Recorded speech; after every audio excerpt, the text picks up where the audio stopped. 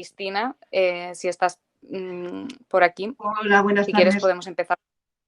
Sí, bueno, Hola, de momento hay buenas una pregunta. tardes. Buenas. Hay una pregunta de Susana que es para Paco y, bueno, es una pregunta afirmación o que nos aclares una duda.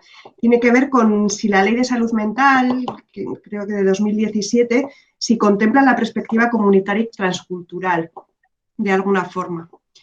Y, y bueno, y eso un poco que implica, ¿no?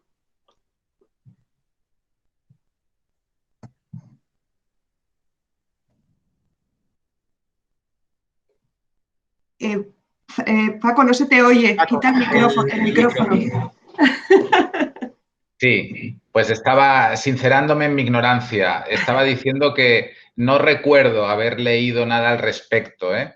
Y ojalá alguien me corrigiera. Me daría una gran alegría. Pero me sorprendería que ya figurara esta necesidad de adaptar los recursos. Nosotros hablamos, el término competencia cultural, no me quiero poner muy teórico, pero es un referente bastante citado que viene del mundo anglosajón, sobre todo de Estados Unidos, ¿no? Y hace referencia a eso que decía, de la necesaria adaptación de recursos y de profesionales para poder, por ahí se ha dicho, entender a la persona, ¿no? O sea, la salud mental es mucho más que un checklist de síntomas y bueno, la presentación de estos síntomas, las atribuciones que se hacen de estos síntomas tan especiales, como puede ser pues una idea delirante o una alucinación auditiva, ¿verdad? Todo esto está muy condicionado por la cultura. Y como decía antes, la manera como nosotros categorizamos y ponemos límite a algo tan subjetivo como es el estado de ánimo, lo que es una idea normal o no, pues eso tiene que ver con una formación y una sensibilidad que sería la competencia cultural profesional o individual. De poco valdría eso si no se acompaña de unos cambios a nivel organizativo e institucional. Necesitamos que los hospitales pudieran tener servicios que facilitaran la comunicación en las lenguas autóctonas, nativas, maternas, ¿no? de las personas, ¿no? Y me parece que no hay un solo hospital que pueda presumir de tener este tema resuelto. Entonces, yo sí sé que en su día, hace ya unos años, pues fijaos, yo creo que nos vamos al gobierno de Zapatero, hubo una iniciativa en la cual tuve la oportunidad de participar acerca de qué tipo de medidas se sugerían para incorporar en los recursos de salud mental de manera que pudiéramos asegurar esta competencia cultural.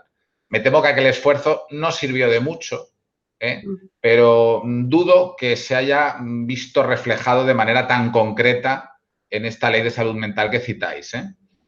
Si alguien tiene una información contraria, que lo diga porque lo celebraré. No sé si hay alguien que pueda comentar algo sobre ello. Y si no, bueno, pues hay otra pregunta también para ti. Carlos pregunta a Paco cuáles serían un poco las funciones principales de estos agentes comunitarios en salud. Bueno, pues mira, los agentes comunitarios que decía Merche existen y efectivamente es una figura que está más o menos reconocida. Ignoro nuevamente cómo de reconocida están en Andalucía o en Murcia, Cantabria, Madrid, pero aquí, por ejemplo, en Barcelona y Cataluña están muy enfocados a lo que son enfermedades transmisibles. Entonces, se entiende relativamente fácil que esta figura pueda desarrollar actividades de prevención, pues por ejemplo, para lo que serían conductas sexuales seguras y evitar así que el VIH se propague, por ejemplo, en el ambiente de las saunas, ¿no? Y ahí podemos ver como una actividad muy concreta que va a tener unos indicadores que permitan monitorizar el impacto de esa intervención. Digo esto porque el reto que yo, y perdonad que lo personalice así de esta manera, pero con los que me voy encontrando es cómo puedo convencer a las autoridades, a la administración, de que esta figura también pueda tener sentido y pueda ser eficaz en la prevención y promoción y mejor manejo de la salud mental de estos grupos vulnerables, ¿no? Bueno, pues habrá que hacer efectivamente una monitorización que a lo mejor no es tan robusta o tan concreta como pueden ser los datos puramente cuantitativos, sino que habrá que adaptar una metodología mixta, seguro, ¿no? Pero lo que yo imagino, o lo que quisiera, es que estos agentes se integren, como digo, en un equipo multidisciplinar. El agente per se, como si fuera un electrón ahí en una órbita perdida, no tendría ningún sentido. Y sus actividades han de ir, sobre todo, a identificar necesidades dentro de una comunidad a la que yo no consigo acceder por mi propia condición de hombre blanco psiquiatra, ¿de acuerdo? Y que seguro que me encontraría con unas barreras que los agentes podrían franquear mucho mejor. Esa información tiene un valor esencial a la hora de que yo, como médico psiquiatra, pueda entender el contexto de esta persona, ¿no? Que es uno de los elementos clave del enfoque de la psiquiatría transcultural. La persona tiene un contexto que ha de estar representado en el encuentro con el profesional. Y ese contexto yo me lo pierdo o no puedo conocerlo si no es gracias a la intervención de estas personas. Y además, como decía, toda esa parte de prevención y de promoción de la salud mental pasa por actividades de participación de la propia comunidad que son mucho más propias del perfil de un agente comunitario de salud que no del médico o psicólogo vinculado a un recurso tipo centro de salud mental o mucho más un hospital de agudos, ¿no? O sea que básicamente yo lo veo de estas dos perspectivas, ¿no? Facilitar la intervención asistencial en los casos que lo requieran y poder intervenir en la propia comunidad con estas actividades de promoción y prevención.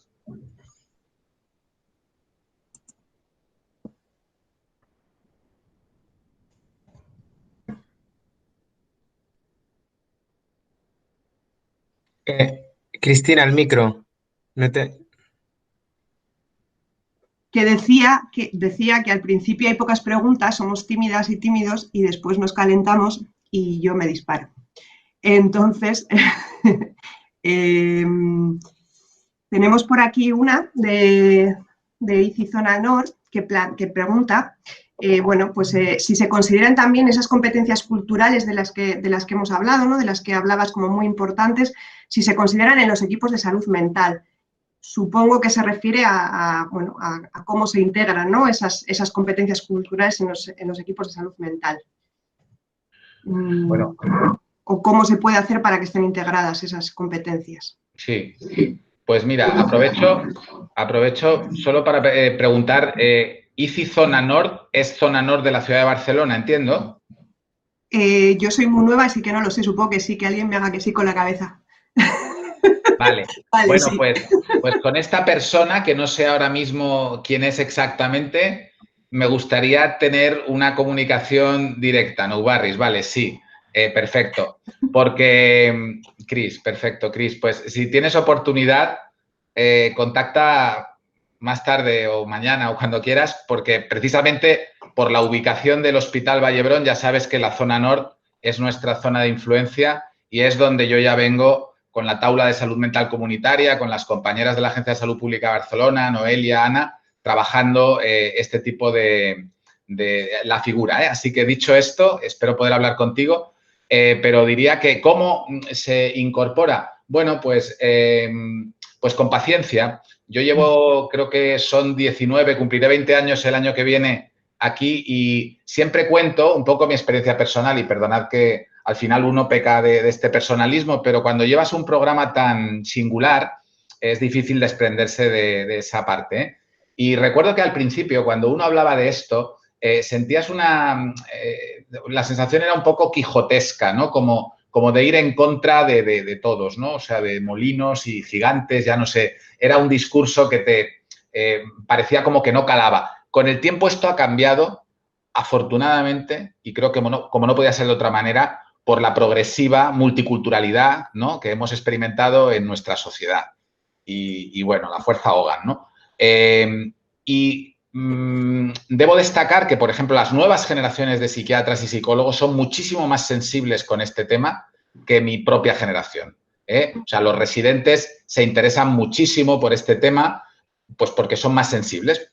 Yo siempre cuento que yo crecí en una ciudad, Madrid, donde en los años 70, pues encontrarte con 2 o 3 pakistaníes, yo creo que, bueno, no sé, era una experiencia que marcaba aquel día, ¿no?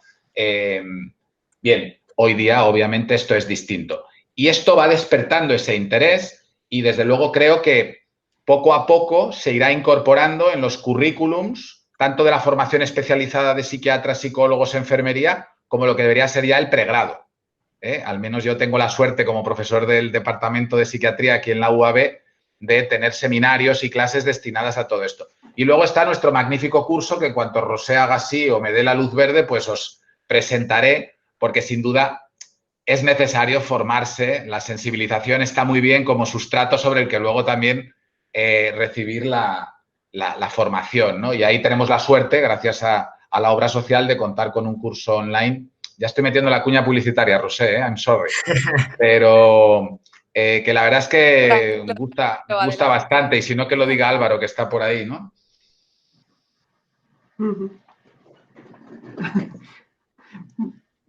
Vale, muchas gracias, Paco. A vosotros, por favor. Hay tiempo, yo creo, para una pregunta más. Hay unas cuantas, pero voy a hacer una igual que da pie a que nos contestéis tanto Paco como Brenda y Mercedes. Y sería un poco, bueno, pues desde vuestro punto de vista, ¿cuáles son las principales afecciones que se han derivado del COVID-19 en la salud mental? Es decir, ahora, en este momento, ¿cuáles son esas afecciones? Y desde los procesos comunitarios, ¿qué estrategias podríamos un poco desarrollar para contrarrestarlos? Que parece fácil la pregunta, pero bueno, pues ahí queda. Y bueno, pues a quien le apetezca que coja la palabra. Brenda, Paco o... Yo dejo paso a las compañeras de Paterna que ya he abusado de... Yo iba a decir que Paco, que Paco y que al final son los canales de salud mental, porque además son sanitarios, contesten su parte. Yo, en mi caso, como he dicho en mi intervención, lo que más he percibido, pues sobre todo, sin llegar a ser, insisto, grandes trastornos, pues mucha ansiedad, porque al final es una situación que, si a todos en general nos ha afectado, pues a las personas en concreto que estaban trabajando y que en un momento dado pues se han visto afectadas, o bien por un permiso, o incluso porque se ha rescindido el contrato, eso crea una sensación de angustia de no saber pues qué va a pasar. Pero insisto, desde el ámbito del empleo yo he percibido esto. Ellos, que son muchísimo, o sea, están mucho más en contacto a lo mejor con este tipo de trastornos, seguro que pueden contestar mejor. Bueno, pues por alusiones, sí, yo también creo que lo que ya vamos viendo y lo que se ve más en una consulta externa y lo que era de prever es que toda esta incertidumbre de la que hablábamos, que no solo tiene que ver con lo puramente sanitario, sino que ahora viene esta parte más económica y social, pues se reflejará, ya lo está haciendo, en un incremento de trastornos del espectro ansioso-depresivo, que habrá gente que, por vivencias pues más traumáticas, presente criterios, lo decía antes, de lo que sería el trastorno por estrés postraumático. Pero, bueno, y a manera un poco quizás así más que pueda llamar más la atención, y sin querer frivolizar, pero os sorprendería la cantidad de pacientes que tengo yo ahora mismo aquí detrás, que estoy en la unidad de agudos, ¿no?, que creen que son los responsables del coronavirus, ¿no? Claro, ya hablamos de casos psicóticos donde el coronavirus ha tomado mucha fuerza dentro de sus contenidos delirantes, ¿eh? Pero bueno, más allá de esto, que porcentualmente sería algo anecdótico, sí que son muchas las consultas, compañeros de los hospitales, que después de el miedo, ¿no?, de las experiencias que han vivido, pues tienen ansiedad, están durmiendo peor, están, pues bueno, con llanto espontáneo, este tipo de síntomas, ¿no? También debo decir que la mayoría de la gente, afortunadamente, superará todo esto sin la necesidad de que un psiquiatra le paute ningún psicofármaco, ¿eh? Importante. Yo quería intervenir un poquito. ¿Puedo? Adelante. Sí. Sí, mira, así haciendo un poquito de broma, este confinamiento ha servido para aumentar mucho la reflexión se han vuelto mucho más reflexivos, el colectivo con el que yo trabajo, y entonces me han preguntado, porque nosotros hacemos citas a través de la valla, porque no les dejan entrar todavía, y entonces nos han preguntado ¿por qué no hemos invitado a una persona con trastorno mental grave para contar su experiencia en el confinamiento y por qué siempre tenemos que hablar los profesionales de ellos pero sin estar ellos? Y otra reflexión que me ha dicho un usuario esta mañana, ¿por qué no podemos ir haciendo de rehabilitación ni podemos ir al psiquiatra ni a los servicios sociales presencialmente? Y sin embargo, yo veo las calles llenas, las terrazas llenas, ya hay mercadillos y ya hay todo. ¿Qué pasa con las administraciones públicas? Yo ahí lo dejo. He sido la me han utilizado para hacer estas preguntas que yo realmente también me pregunto, muchas veces. Muchas gracias, Brenda. Muchas gracias a los tres. Ay, Merche, os estoy equivocando a las dos todo el rato, disculpad. María José nos ha pedido un poco la palabra y si eres muy breve, María José, que no te veo ahora por ahí. Pues, hola, buenas tardes a todas y todos. Buenas tardes. Solamente un segundo, no podía perder la ocasión de saludaros a todos y todas, que me alegro un montón de veros. Bueno, yo soy María José, referente de entidad, coordinadora de Fundación Secretariado Africano, y nada, quería saludaros a todos y todas. Lo primero, Roser, Carlos, que me alegra mucho de veros, a Susana, y agradecer, por supuesto, a Brenda y a Merche que hayan participado hoy. Nada, quería transmitiros que este tema es súper importante, que desde Fundación y desde Paterna estamos trabajando mucho en ello, porque precisamente pues, las personas con las que trabajamos pues, tienen muchos problemas de salud mental y creemos que es súper importante seguir trabajando en esta línea. Y quería sí que destacar lo importante que es en este momento y en estos casos, sobre todo en la actitud, porque es súper importante la profesionalidad, pero sobre todo la actitud y la implicación de los profesionales en todo lo que tiene que ver coordinación.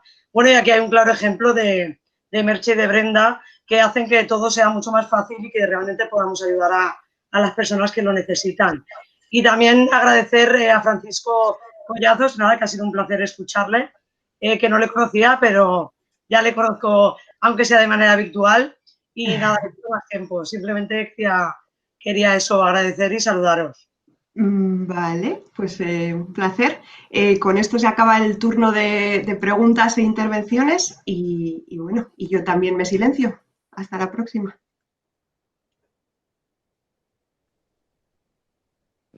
Pues muchísimas gracias, Cristina, por moderar las preguntas del chat y a todas las personas que habéis participado. Ahora sí que quería, María José, también muchas gracias por tu intervención. Ahora sí que queríamos con Paco, bueno, habíamos pensado que sería interesante que Paco pudiese explicaros en primera persona un poco más sobre los cursos que ya conocéis y os hemos enviado la información, pero aprovechando que le tenemos aquí con nosotros hoy, pues que él mismo pudiese darnos un poco más de información sobre este curso de salud mental y adicciones que va a empezar en octubre.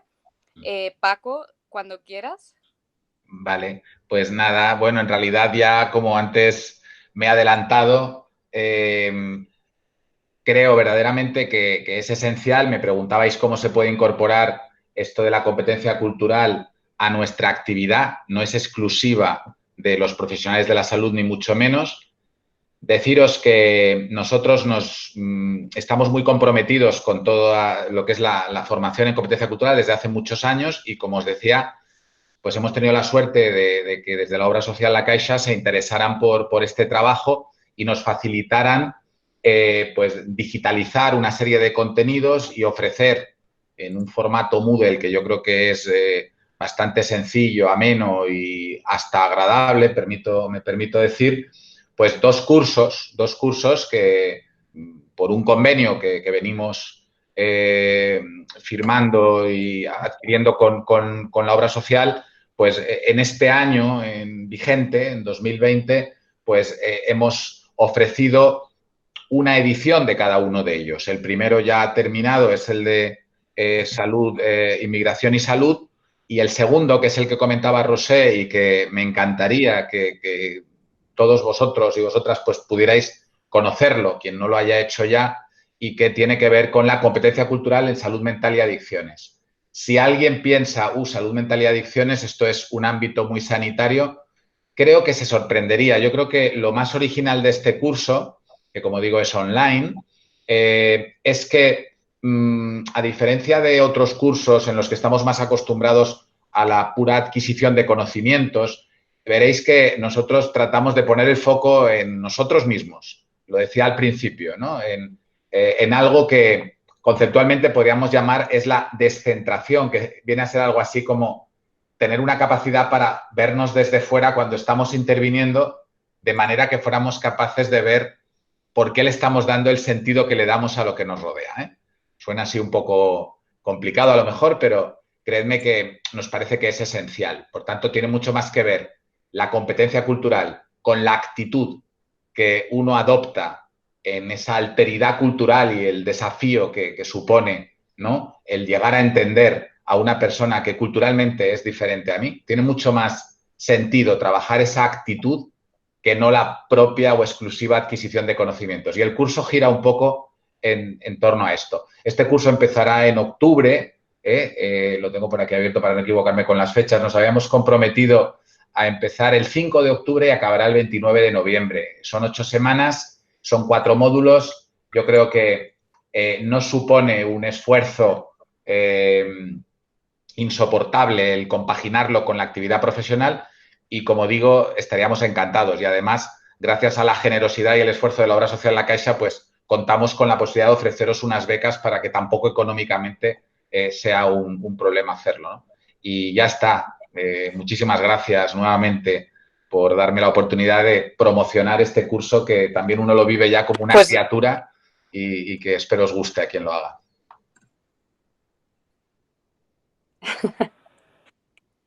Pues muchísimas gracias. Muchísimas gracias, Paco, por explicarlo en primera persona. Y bueno, y solo añadir que en breve, en un par de semanas, en julio, os enviaremos de nuevo la información para que podáis tenerla, podáis hacer difusión en los territorios. Y bueno, como ha dicho Paco, el curso empezará el 5 de octubre, así que hay tiempo para hacer esta difusión y animar a las personas de los territorios ICI a poder realizar este curso. Y nada, por último, para cerrar ya la sesión, agradeceros enormemente de nuevo a los tres, a Paco, a Merche y a Brenda, bueno, que hayáis podido hacer estas presentaciones hoy. Ha sido muy interesante poder escuchar vuestras reflexiones y experiencias profesionales. También muchas gracias a Cristina por gestionar el chat y las preguntas, que no siempre es fácil. Y también a María José por tu intervención. Ha sido un placer verte de nuevo. Y a toda la organización y a todas las personas que habéis participado en esta sesión, que una vez más ha sido dinámica y participativa. Así que nos vemos en la próxima sesión y gracias a todas las personas que habéis participado hoy. Un fuerte abrazo.